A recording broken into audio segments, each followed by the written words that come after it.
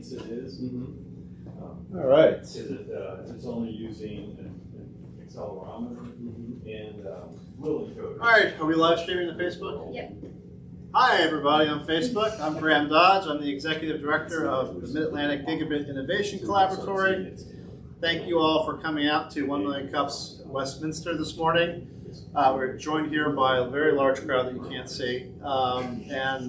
Just kidding, everyone's on vacation apparently this week. We're excited that you could join us. Thank you to Genie Bird Baking Company for supplying our coffee and biscuits. We've got cheddar bacon scones, and we've got, I don't know what we've got, some sort of other pastries that are delicious. So thank you, Genie Bird. Thank you, Bernie. And we've got coffee from them as well. Thank you, of course, to my organization, Magic, for being a community sponsor for the 1 Million Cups program here in Westminster. And thank you to all my fellow organizers from 1 Million Cups. I'm just going to go through real quick what 1 Million Cups is all about for the uninitiated. We have a mission. The mission is to lower the barrier of access for education, resources, and connections for entrepreneurs in their respective communities. Without the pillars and the core program, this mission does not get accomplished. And so the core program and pillars are, these are presentations, not pitches. So we're not looking for an investment pitch. You're not pitching to a group of investors necessarily. You're pitching to your peers in your community, looking for help. This is all about connection, not networking. It's for the community, by the community. Nobody owns 1 Million Cups. Everyone who works with 1 Million Cups is a volunteer. And no one is being paid to do 1 Million Cups. And we intend to be radically and intentionally inclusive. We meet every week, Wednesdays at 9 a.m. This is the same for all 170 1 Million Cups communities around the country. Ours happens to be the only one in Maryland. There's also one in D.C., Fairfax, Virginia, New York City. It's 2 presenters whenever possible. This morning we'll have 1 presenter. The presenters' organizations must be less than 5 years old. And we always end with the question, what can our community do for you? These are the organizers for 1 Million Cups here in Westminster. Myself, Russ Hammett, Val Giovanni, John Wheatman, Tina Thomas, Julius Knapp, and Gabby Rose. So thank you to all of them for making this possible. Without further ado, we will kick it over to our presenter today, Aaron Davis, who will take a moment to take over the screen and get his presentation up and running. Thank you, Aaron. Thank you, Graham. Let's see.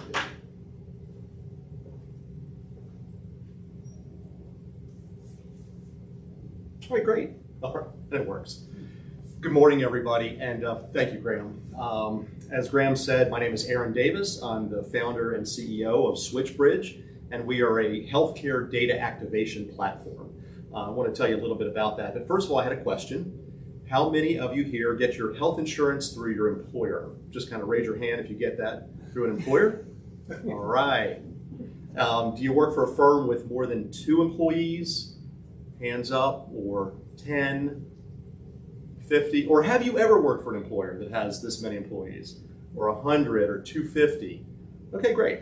So the reason I asked that question is what most people don't realize is that in our country, when employees get their health insurance through their employer, if that employer has 100 employees or 200 or 250 employees or larger, the chances are they're actually self-funded. And what that means is that when you go to the doctor and get treated, or the hospital, or urgent care, or what have you, all of those bills that are incurred actually go through a health insurance carrier, but your employer is paying those directly.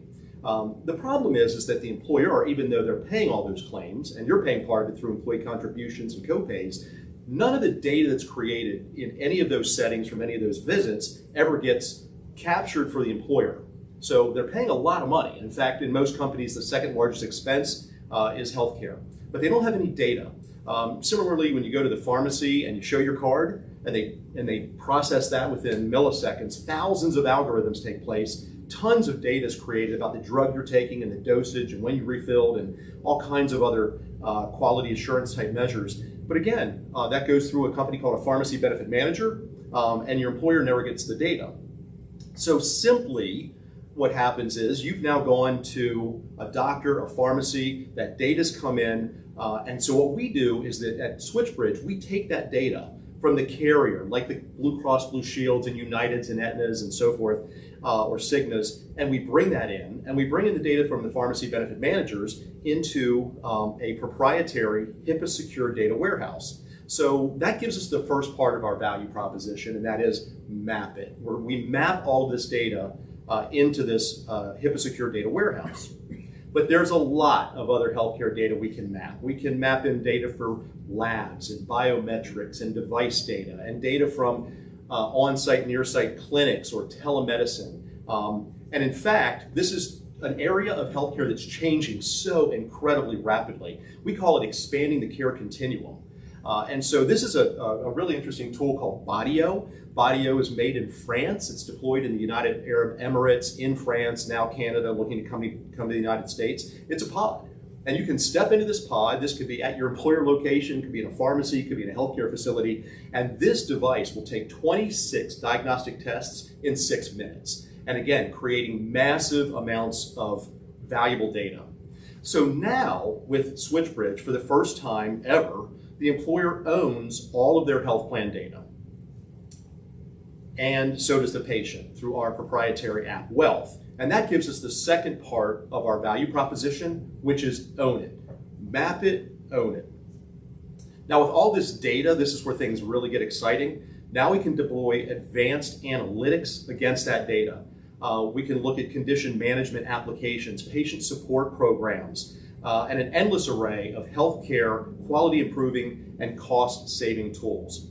And so those could be predictive and prescriptive analytics or apps that help people manage their diabetes or their hypertension. It could be drug programs that help us get drugs more cost effectively, so on and so forth. So this side of the equation, which is broadly called point solutions in our industry, is exploding. So these tools don't have to reside within the carrier or the PBM to be used by the employer. They can be plugged in right through our platform. And that gives us the third part of our value proposition, which is use it. So we map the data, the employer and the employee now own their data, and now they can use it in various ways. So through the Switchbridge platform, we leverage the genius of others by activating the latest, most advanced tools into a fully integrated, bi-directional ecosystem that's customized to meet the unique needs of the employer and their health plan members. So now, when she goes to see her doctor, or if she happens to be in an emergency room, she now has all of her medical information and employee benefit information right on her smartphone with her. And it's constantly updated. So if she's on a new drug, she doesn't have to remember what drug am I on and what dosage was that or what procedure have I had. If she wants to put in her allergies or her emergency contacts and so forth, all of that data and much more is available right there at her fingertips. And because this data in our environment is constantly mapped into our data warehouse, the employer not only owns it, but they can test the effectiveness of other tools as they become available. And when we find that this has clinical or cost savings, we can deploy it using the APIs that we at Switchbridge have built. And additionally, our data model ensures that this bi-directional integration, so the data that goes out to these tools is analyzed, and then the analysis comes right back in to our data warehouse, which can then be used. And that helps avoid problems of what we call data leakage in the healthcare system. So when people put these tools in place, oftentimes the data goes out, but it never comes back in. So it can't be used for reporting or data analytics or population health management, or most importantly, sometimes for stop-loss reimbursement purposes. So let's talk just a second about democratizing data. So we're putting data in the palm of your hand. Your data in the palm of your hand, right where it belongs, using our app called Wealth. And Wealth is wellness and health, or well-being and health. So an employee or a health plan member can now carry all of their ID cards right on their device. No more searching for, do we have vision coverage, or did we switch plans last year? What one do we have? All of that detail is available to you. If you need to contact anybody in your health plan, your health insurance carrier or your vision carrier, all those numbers are right there and they're a click away, so you can be contacted. But it also allows you to carry all of your health information, and not only your raw health information, but analyzed data as well. So if we know that you have diabetes, but maybe you haven't gotten your hemoglobin A1C checked in 6 months or so, the app is going to tell you that and can also help guide you to the appropriate providers. You can track your wellness plan data, but maybe most importantly, we create some new communication channels between the health plan and the member.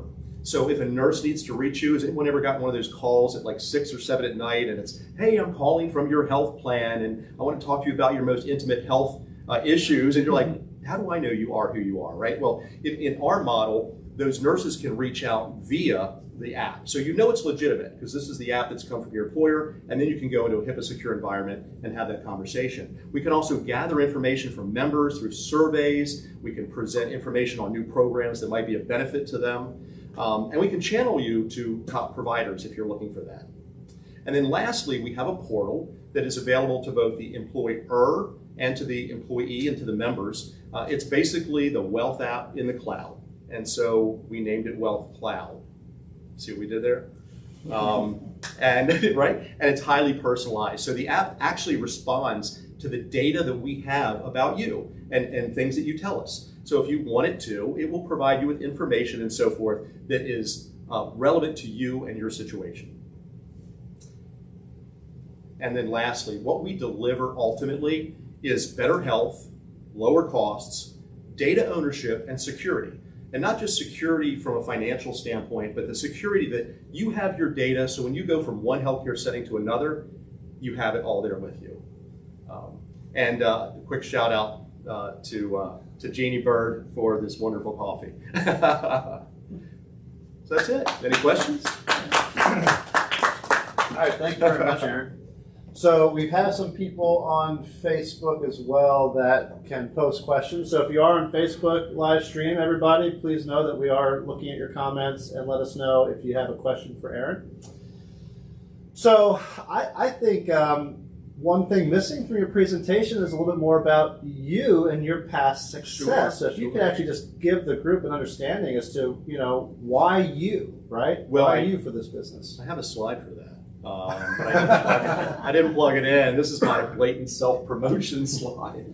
So, so I've been in the healthcare and health insurance space for about 35 years now, which seems hard to believe. But I started out running IT for an HMO in Miami, Florida, Philadelphia, Pennsylvania. Then I went to Cigna, which is a large carrier. And then several years later, started a series of companies that supported brokers and employers, primarily with large self-funded health plans. So I was very blessed to have won national awards like Broker of the Year, named a Health Intelligence Hero, been written up in some books about our model. And it wasn't about me, it was about the fact that what we did was we deployed advanced analytic tools to drive clinical interventions with members. So everything that we talk about is supporting a member. It's trying to help someone who is going through a health crisis or has questions or has concern, and getting them kind of that high touch experience from a healthcare clinician to help them find the right care.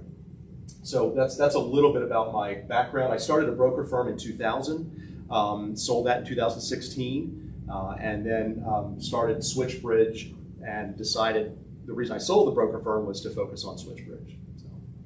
That's awesome. And we've talked about this at length, and how important that experience is, and experiencing that life cycle as an entrepreneur, and what that means to a venture capitalist who would, look for that experience when they're choosing what company they're going to invest in, because they know that they can trust an entrepreneur that's been through that life cycle to know how that all works, and trust them with their investment, so to speak. So I think that that's definitely something you want to put out front when you're pitching to, at least into investors. I realize it's not an investor pitch. Do we have any other questions from the group or from Facebook? Tina? Tina Thomas from Infinite Love Project. Thank you for the presentation. Very interesting. Well, I guess the question that I have is there's two parts to it. The first one is you kept talking about data ownership, and initially you were indicating that the employer owned the data, but then you were talking about how the individual, if they were to switch employers, would then have access to or own the data. So I wasn't clear on who actually owns the data and making sure that Yeah. I, as an employee, have access to my data at all Right. times, regardless of the fact that the employer may have purchased the ability for you to leverage all this data. Yeah. And then the second part is if I were to not be with an employer anymore and I am of age for Medicare with potentially a supplement, would there be any disconnect or how would that flow for you?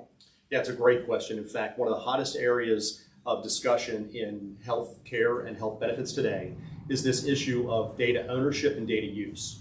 And every time we do a deployment for an employer, we go through massive numbers of data use agreements and NDAs, non-disclosure agreements, and business associate agreements under HIPAA to make sure the data is protected. And if you've seen one of those agreements from a carrier, you've seen one.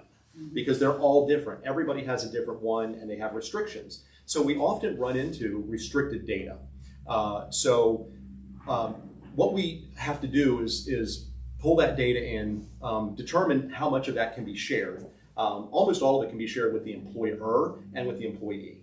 It's when we go to those other tools where we have to be very cautious that we're not sending data and violating one of those non-disclosure agreements. So the employer data, first of all, they own it in a HIPAA secure warehouse, but it's important for you to know that they don't have access to what's called protected health information under HIPAA. So the employer can't look in and say, oh, John Smith has diabetes and hypertension.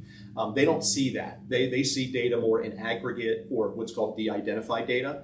But for you, we can drop that data right into the app or into the portal so you have access to it. The app actually will allow you to produce a personal health record which has all that data in one place, and you can fax that, because fax is the safest way of transmitting data in the healthcare world. Hospitals, doctors, everybody has a fax. You can fax that record to that new doctor, new facility, wherever you happen to be. So you then own it and control it. It's constantly updated. You have the ability through the app or the portal to add your own data. So if you want to go and put something in, let's say that you're getting some prescription drugs somewhere else, not through your health plan, and maybe your spouse has a plan and you're getting it over there, but you can still go in and enter that data very specifically into the app. If you leave that employer, what we want you to do is go to another employer and say, hey, we've got this amazing tool called Switchbridge, and you need to put it in here. So we would love for you to do that. We are not integrated yet with Medicare, Medicaid, although that is definitely on the roadmap in the future. So, yeah, great question. Because you just nailed one of the hottest topics in employee benefits today. We have a question from Rick Leinbach from Startup Portal. Yeah, Aaron, so your presentation was great. You can see the hub and spoke model. Yes, the hub and spoke, yeah. Okay, here, and you're scalable. Yes. But bring us back, and for people that want to build a scalable hub and spoke type business, bring us back to like the early days when we connected the first spoke almost. Like, okay, is there a time you're like, wait a second, this works? I know it's not easy to do what you're doing. Well, it's not easy. We've been doing it quite a while, and I have a tremendous team behind me of technology folks. We've got a team of about 9 people that work on this project all the time. I have a partner, I didn't mention her name, Mary Ellen Gervais is a registered nurse, certified case manager, and a PhD, and she's been in this medical management space for 30 plus years. So we've got a very strong team. The first time that we did this, the question that we ran into most of the time was, can we really do this, right? Can we go get that data?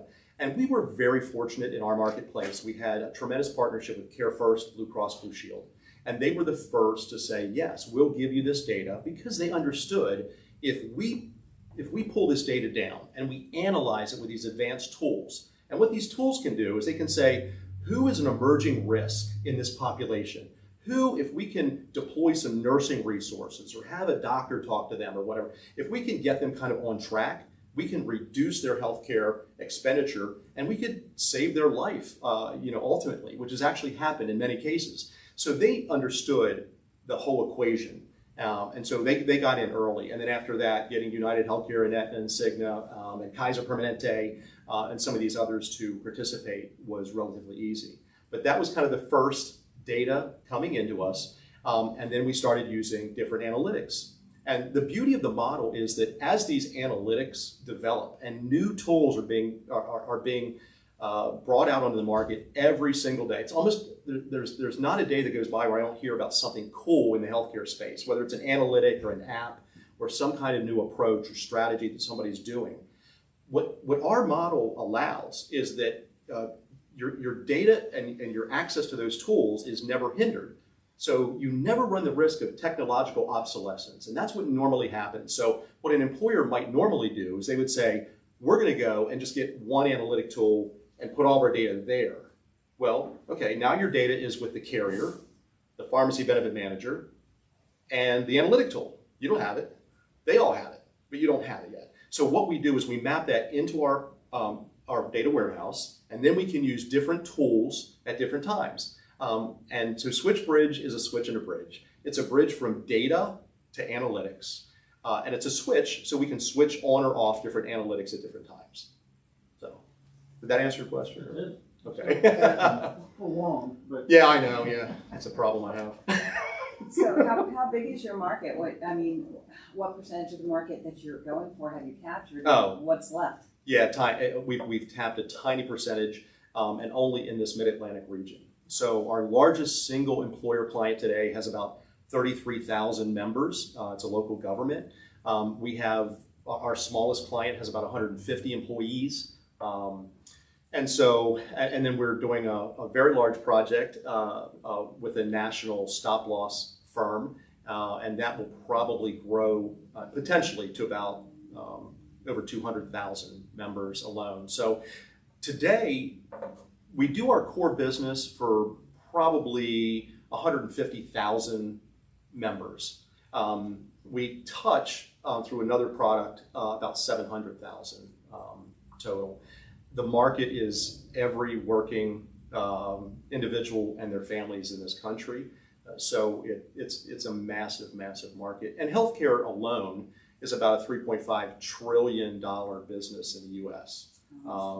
And an enormous amount of that is wasted because the communication channels like we're talking about don't exist.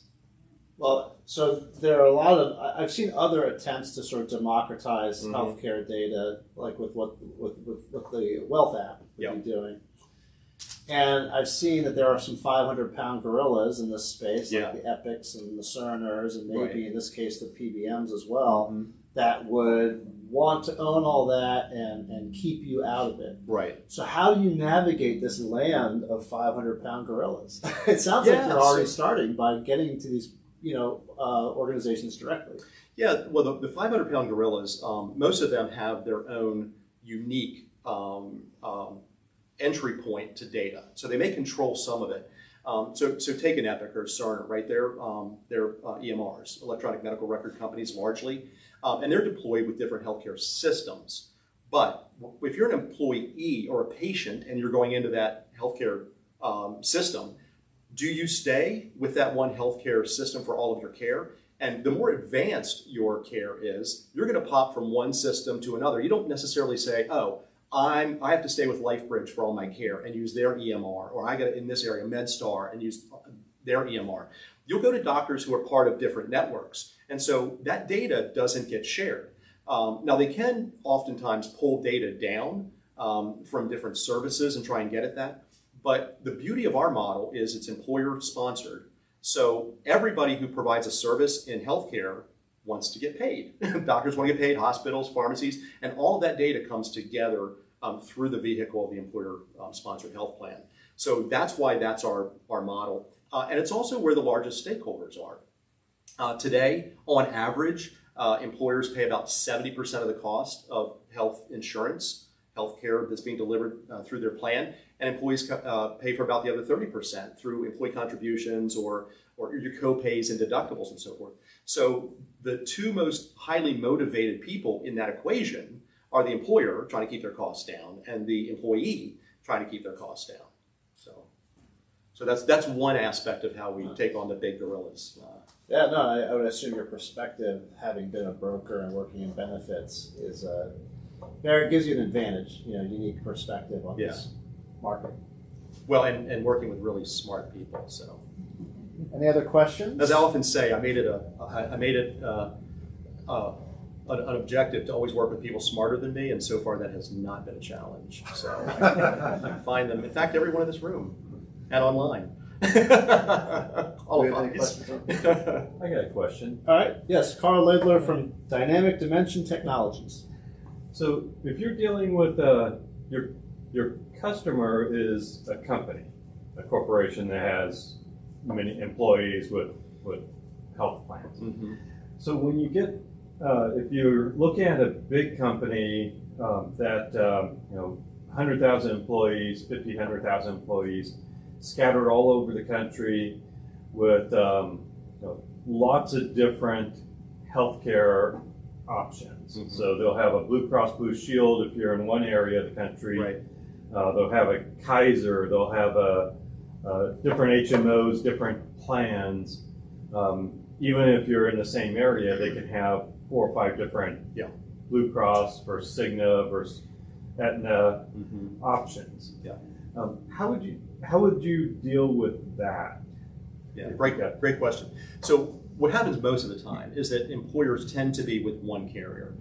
They may add on like a local HMO from time to time. That was really prevalent back in the 70s when the HMO Act was passed, and then through the 80s, 90s. But today, mainly a company's going to have one primary carrier. If it's a Cigna or an Aetna or United Healthcare, that is the entity. And so all of the plans under that are integrated.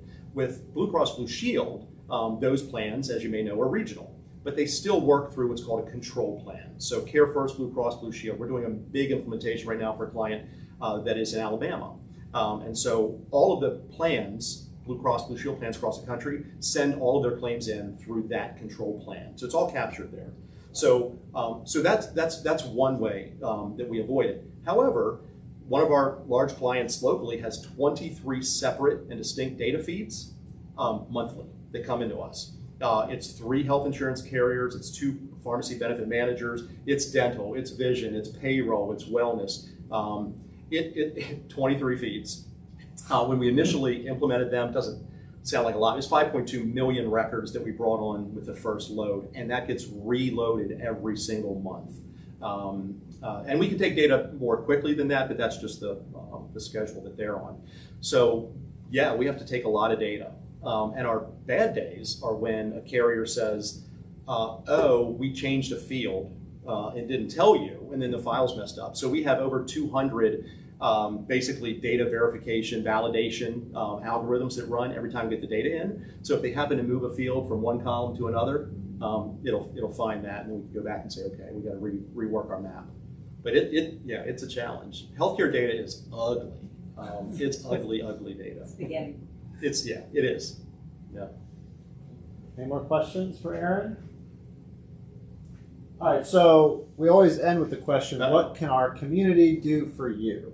So, what can I do? That's a great question, and I had never thought about that. We just appreciate the support. We're trying to get our message out. We didn't talk about pricing at all. Typically, when we do these analytics with at least one deep analytic tool, for very large employers, that could range from $1.50 per employee per month to $3 per employee per month. We also have a clinical team that helps interpret, like that Mary Ellen leads, and we also have Adrian Couch, who's a PharmD, and a whole team of clinicians. So we help interpret that data as well. So if we get into more clinical interpretations and support, so we're always looking to be introduced to employers who primarily are self-funded. So they have 100 employees or more. Typically, those are the ones that we're talking to, and to get introduced. So that would be great. And then we want to support the community. So we're committed to building Switchbridge here in Westminster. I grew up here, lived here pretty much my whole life, and this is where we want to be, and we want to support the community. So are you, is there any social media type sharing that we can do as community members? You already mentioned to mention Switchbridge to is it your benefits manager at your Yes. employer? Chief financial officers, Okay. heads of human resources, the Tell chief them you people want person. Switchbridge or the Wealth app? What should they say? Switchbridge. Switchbridge. Yeah. Okay. Wealth is just a product of Switchbridge. Gotcha. Okay. All right. So you all know what to do. Yeah. Thank you. Thank you, Aaron Davis from Switchbridge. And what we're actually we're gonna do, since we still have some time, we don't have a second presenter, is I think we can probably do some community shout outs and try to see if there's anyone here that wants to get up real quick and do an update. So do we have any volunteers who want to get up and share an update or something that they're working on right now? Billy Live is in the house. I see him. Yes. Let's Let's go. You Let's want to do it. get up? I'm up. I'm already up. How's everybody doing? When am I starting? Good morning. Good morning. Anytime you want. Well, Sorry. Go ahead. I'm just trying to get this. all right. Get the screen up. There we go. Got it. There we go. Well, good morning to everybody. Good morning, Billy. If you don't know me, I'm Billy Live with Wisdom Court Entertainment. We're in the process of starting a nonprofit, which actually has been filed, called Find Your Purpose. And I own a recording studio on Bond and Main Street, and we do hip hop, R&B, rock, photography, videography, graphic arts, everything you can possibly think of in the hip hop world. We also do our own merchandise and everything like that. One of the main things that we do is we work with a lot of I guess you would say at-risk youth. All the kids that you see walking up and down Main Street, the Bishop Garth, all the kids that everybody wants to stay away from, we deal with all those kids. So we bring them into the studio, they record with us, we do mentorships, we kind of like big brother and big sister, a lot of these guys, so they'll come to us with all kinds of different problems that they wouldn't normally go to a teacher or a school counselor because they feel like the teachers and the school counselors and everybody don't look like them, so they didn't really experience what they went through in their household. With us, we went through a lot of that stuff and we look like them, so they attach. You know what I'm saying? So we use that gift of us being hip into the hip hop world. We use that to kind of like break down the barrier, so they talk to us. Like once I leave here today, after I take my mom to the doctors, I got 4 kids coming. One's coming from Sykesville.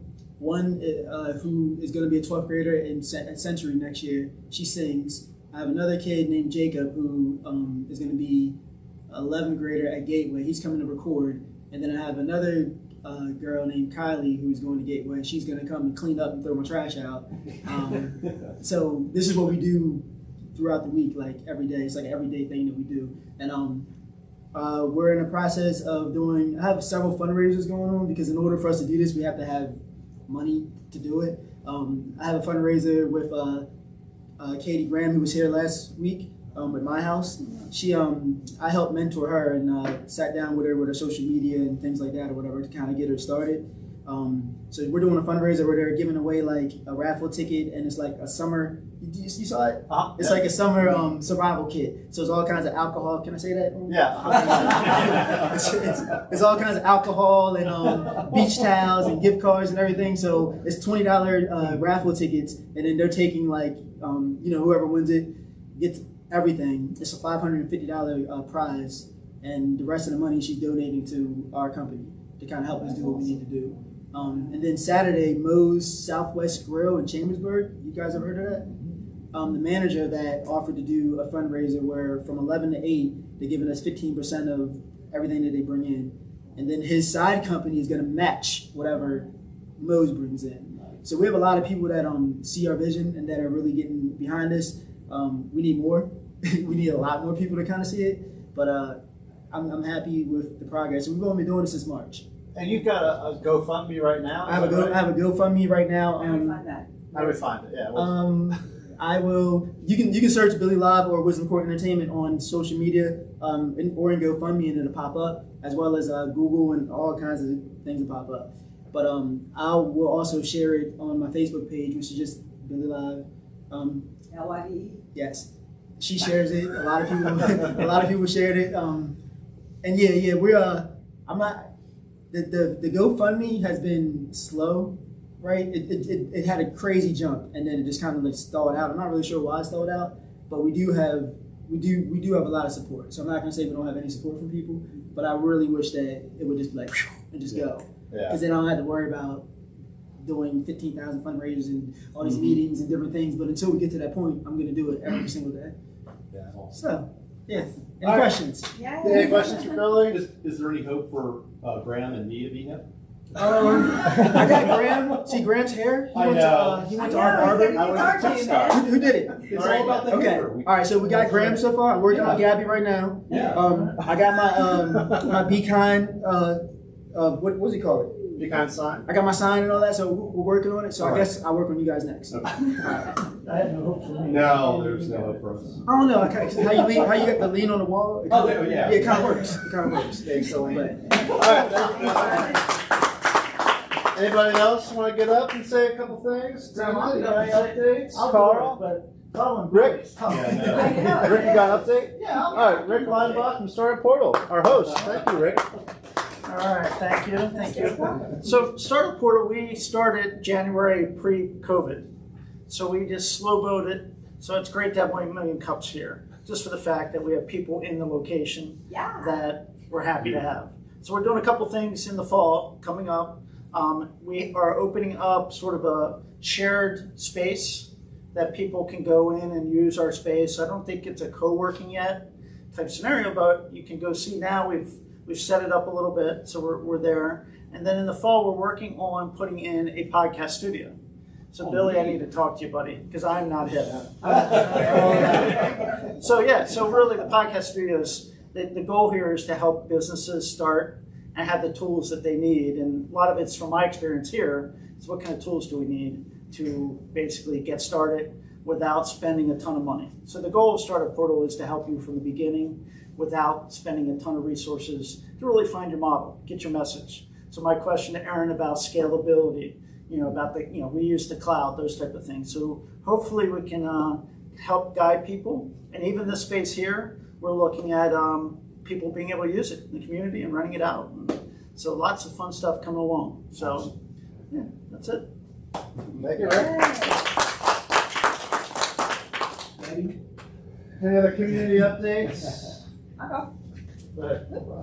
Tina Thomas from Infinite Love Project, makers of the Be Kind sign. Good morning, good morning. I'm Tina Thomas with the Infinite Love Project, also a part of the Be Kind Sign initiative. I'm grateful to have become a part of the 1 Million Cups entrepreneurial community because we definitely are new to the whole build a business and have people actually invest in it kind of thing. It's fun. It's amazing how the connections start happening, and so we're grateful with that. With the Infinite Love Project, we are not only members of 1 Million Cups, we're also part of the Carroll County Chamber of Commerce. The Carroll Biz Challenge. Carroll Biz Challenge. Yep. I'm looking at a poster up there going, what are we a part of? So we were one of 52 entrants into the Carroll Biz Challenge, and we hope to find out here in mid-July if we're going to be one of the 5 finalists.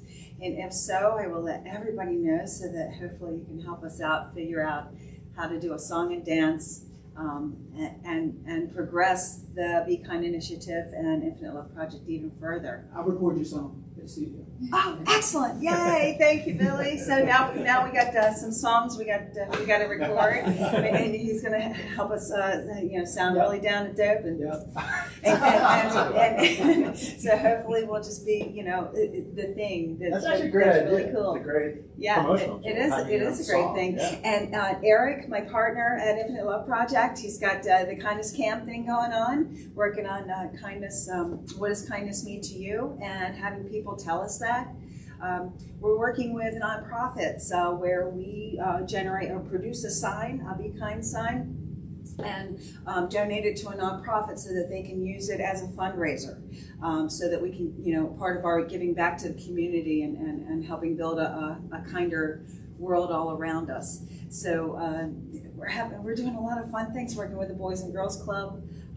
We just put some signs up in a skate park down in Lansdowne. It's apparently the oldest skate park in the country. Wow. And we were able to put some signs up there and help generate the positivity. Are those the ones that have like a skateboard logo in the crayon tip? Yes, Yes, well, okay. yes, that was the first one. Oh, wow. Yes, the first one. Infinite Love Project's doing a lot of things, the Be Kind Sign initiatives, hopping. Happy to collaborate with anyone who thinks that they want to help us spread kindness and positivity in the community. Wherever you are, reach out. Thank you, Tina. Anyone else have an update they want to provide? Graham, I gotta go check them out. All right, do your thing. Thank you for coming out. I'll just do a quick update for Magic. So Magic has a couple of initiatives starting up this summer.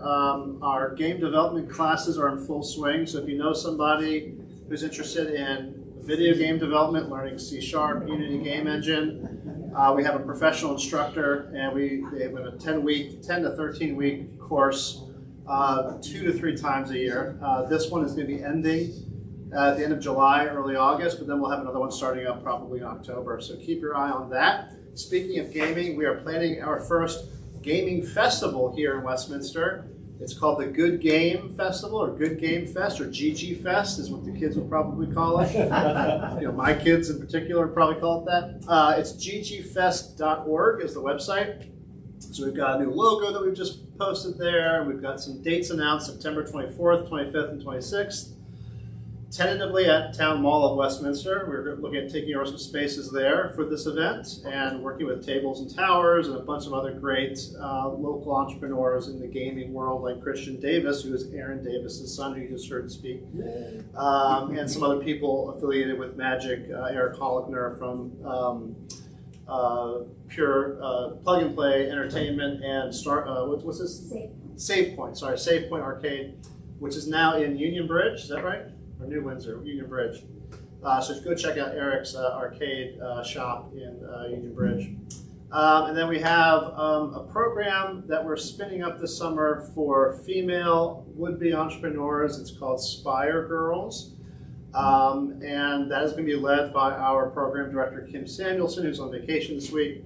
But keep your eye on that. So if you know any young women who are entrepreneurial or interested in business and excelling in business or starting their own business, check out magicinc.org for information about our Spire Girls program. So that's probably enough to chew on for now. Thank you all for coming out. And then also, all of our speakers, they get a handsome 1 Million Cups travel mug, which I don't have right in front of me, but that's okay. Here we go. You all have seen this before. So there you go. 1 Million Cups travel mug. So Aaron, this is Aaron's. He gets his today. And then anyone who attends 10 or more of these in a row gets a 1 Million Cups t-shirt. And so you can look just like you fit in with all the rest of the organizers here at 1 Million Cups. And is there anything else I'm missing, Tina, Gabby? Our next speaker is next week. Oh yes, next week. Thank you. Next week we will be back here in person, Startup Portal, and on Facebook Live. We'll have 2 presenters. We have counterintuitive cooking with the Sous Chef product. It's a magical IoT thing that cooks your meals for you. They were just awarded the Rural Business Initiative Squared grant by TEDCO. So you may have heard about them in the news recently if you're following any TEDCO news. And then we have, who's the other presenter? Oh, it's Well Chain. What's it called? Wind chimes. Wind chimes. Well Chain. Wind chimes. Sorry, Kristen. It's wind chimes, and what is? She helps with outer placement, Somebody else fantastic. assisted living placement. Val usually does this part. Is my excuse. Helping with assisted living. Yes, helps families with assisted living placements for their loved ones. Thank you very much. And actually, she attended our event last week to support Katie Graham with My House, and decided that she would present her company as well. So that's next week. So next week is counterintuitive cooking and wind chimes. And then we actually have people scheduled for the next 2 weeks out. So we've got a full schedule for the next 3 weeks for presenters. So don't miss Wednesday mornings, 9 to 10 a.m. Thank you, everybody, for coming out here physically and for attending on Facebook Live.